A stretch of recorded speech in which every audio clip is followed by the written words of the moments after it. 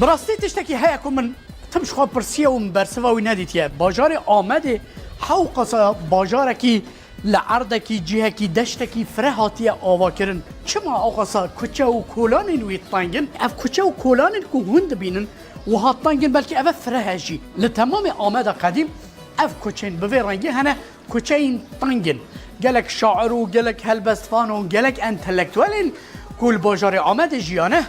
وقتی که بحثا وان کوچه و کولانان دکن وان پیلین خوا دورین خوا این ضروریاتی نبیره خوا متافوره کی بر وچه و کوچه و کولان تانگی باجار آمده لین و کوچه و کولان تانگ کاراکتریستیک یت خانین باجار آمده به رنگینه حوشیه کی هیا نوع حوشیه کانیه کی هیا درنجی نوی هنه پیلکی نوی هنه و همون اوده و جورین یت ناف قناغه لناف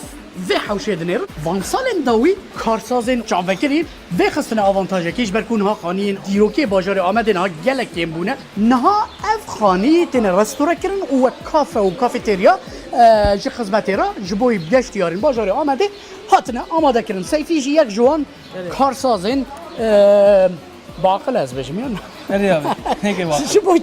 جبو که گلک بالا خلکیت کشه مثلا خانین دیروکی باجار آمده تجی کافتریا کی ویرانگیش خراب کریه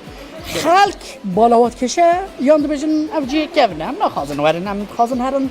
وان کافتریا مدرن یتکوها لامبت دانه و دیسکوت دانه و نظام چت دانه چما خلق بهتر دخوازن ورن خال بدره بگن خال هم جبر حز که ondan sonra hem خانیه بری diye مرات merak dikkat. اری merak dikkatten dibinin ondan sonra fotoğraf dikişinin işte hoştu ben ekab bir şekilde yüzü hoşu ondan sonra henike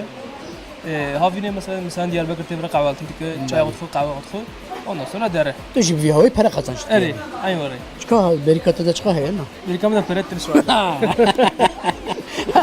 تشتاق دنجی جوارا بجم تماشا نجا کو اف همو خانین باجارین آمده به کورین بازالت یت ولکانیک یت قرج داغی جوان کورانه اف کور دو جلبن کو از بجم جوارا یک یت